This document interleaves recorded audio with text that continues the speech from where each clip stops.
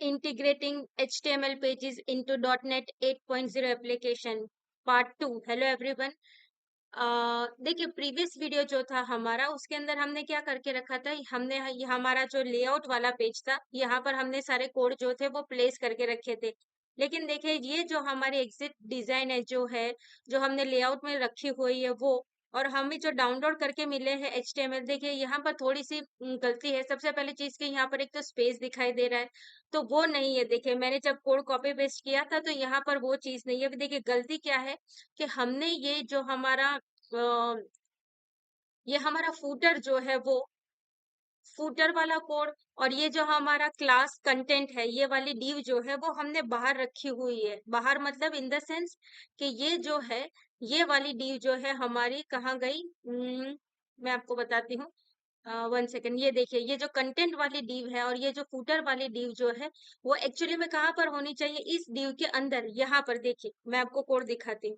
ये जो है पूरी की पूरी डिव कहाँ पर है, इस कंटेनर एक्सएसएल वाली जो मेरी क्लास वाली है उसके अंदर होनी चाहिए।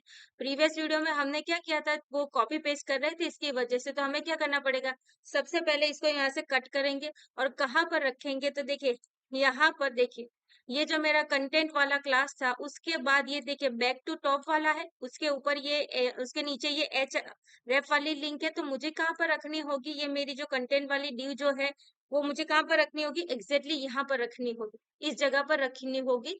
तो वो जो मेरी एरर आई थी वो नहीं आएगी, ठीक है। उसके बाद यहाँ पर ये जो न्यू बार एंड है, उसके बाद ये जो कॉमन कोड है वो तो एज इट इज ही है, ठीक है। ये हमारा फूटर वाला जो कोड है, फूटर वाला कोड भी देखिए यहाँ पर। देखिए फूटर का कोड जो है वो कहाँ पर है, ये मैं आपको दिखाती हूँ।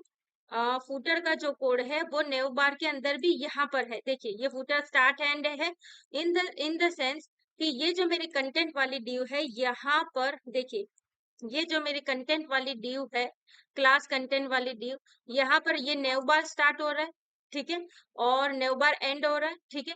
उसके बाद यहाँ पर ये जो है, इसके बाद मुझे यहाँ पर क्या रखना होगा, अपना फूटर का कोड रखना होगा।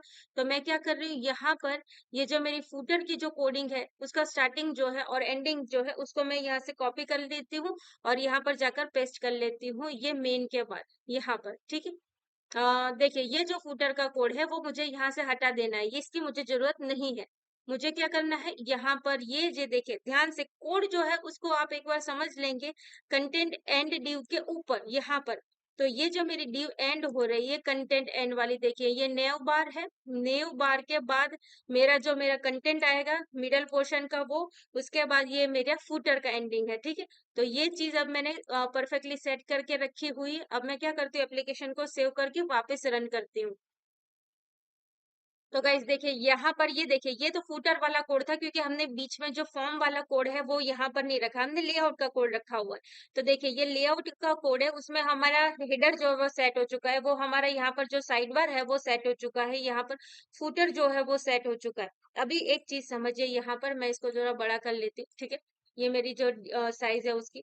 अभी एक चीज समझिए, यहाँ पर सबसे इम्पोर्टेंट चीज है, देखिए ये जो है ये डिजाइनिंग, देखिए हमने बीच का जो पोर्शन है वो कॉपी नहीं किया, क्योंकि वो तो हर एक पेज में उसकी रिक्वायरमेंट के बेसिस पर अलग अलग होगा। अभी हम यहाँ पर जाते हैं और इसको मैं छोटी सी स्क्रीन में कर लेती हूँ। तो देखिए अब देखिए ध्यान से, हमारा जो HTML हमने डाउनलोड करके रखा हुआ है वो, और हमने यहाँ पर जो हमारा जो इंटीग्रेट करके रखा है वो कोड एक्चुअली परफेक्टली यहाँ पर मैच टू मैच हो चुका है। मतलब हमारा header footer, sorry header side bar और फूटर जो है वो बहुत अच्छे से सेट हो चुका है। अभी हमारा नेक्स्ट टास्क क्या होगा कि हमें यहाँ पर डैशबोर्ड वाले पेज का कोड जो है वो रखना होगा, ठीक है। तो वो सिंपल सी चीज है, मैं वो कोड कॉपी पेस्ट कर देती हूँ, लेकिन वो कोड मुझे कहाँ पर रखना होगा, ये लेआउट है, लेआउट हर एक पेज के अंदर कॉमन रहेगा। लेकिन जब मैं यहाँ पर मैंने ये देखिए, आपको याद होगा प्रीवियस वीडियो के अंदर मैंने ये जो बनाया था HTML वाला पेज, इंडेक्स वाला पेज, तो अभी ये जो बीच का पोर्शन है कौन सा वाला, ये यहाँ से लेके इंडेक्स वाले पेज को ले लेती हूँ या फिर फॉर्म वाले पेज को ले लेती हूँ। फॉर्म इजी रहेगा। तो ये जो फॉर्म का कोड है, फॉर्म का स्टार्टिंग से लेके एंडिंग, बस मुझे यही इतना ही कोड जो है वो मुझे यहाँ पर प्लेस करना होगा। क्यों? क्योंकि बाकी का जो कोड है वो तो लेआउट से सपोर्ट हो जाएगा। आ रहा है समझ में आपको? ये मेरा पिछली वीडियो में मैंने डैशबोर्ड कंट्रोलर बना के रखा था। लेआउट मतलब कि एक कॉमन डिजाइनिंग जो हर एक पेज के अंदर सपोर्ट होगी। अभी मुझे क्या करना है कि जब भी एप्लीकेशन में कोई भी पेज रन करूं, तो ये कॉमन डिजाइन तो सपोर्ट होगी। यहाँ पर हमारा मेन मेन जो बाकी के जितने भी पेज होंगे वो रेंडर बॉडी कहाँ पर होगी? यहाँ पर, इस जगह पर होगी। और हमने क्या किया है, फिलहाल जब हम हमारा फॉर्म बनाना चाहते हैं, तो अब हम जब भी कोई भी पेज का कोड कॉपी करेंगे, तो सिर्फ और सिर्फ जो मिडल पोर्शन की जो हमारा टैग है, फॉर्म टैग अगर फॉर एग्जाम्पल बना रहे हैं, तो हम क्या करेंगे, सिर्फ फॉर्म टैग का जो इतना कोडिंग है वही कॉपी पेस्ट करेंगे।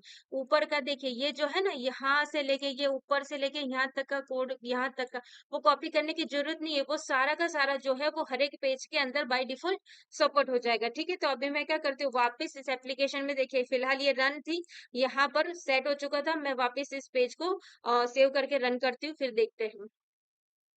तो गाइस देखिए, यहाँ पर ये देखिए, ये मेरा फॉर्म डॉट एचटीएमएल वाला पेज है, उसके अंदर कुछ इस तरीके से डिजाइन सपोर्ट हो रही है। और ये देखिए, ये जो है मेरा पेज सपोर्ट हो रहा है। ये कौन सा वाला पेज रन हो रहा है मेरा?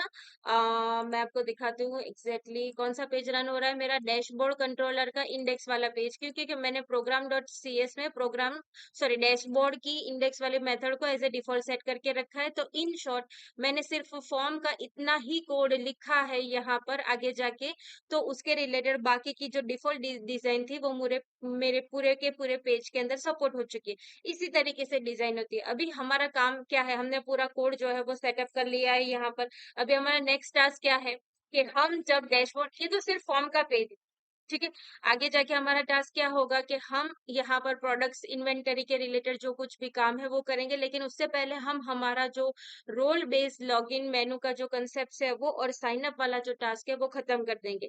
लेकिन इस दो वीडियो के अंदर हमने क्या किया, हमारा जो डैशबोर्ड का जो हमारे डिजाइनर ने हमें एचटीएमएल सोचे के दे के रखी है, तो वो पूरी की पूरी डिजाइन जो है वो हमने हमारे डॉटनेट एप्लीकेशन के अंदर इम्प्लीमेंट कर दी है। So I hope you like this video. Don't forget to subscribe and thank you very much.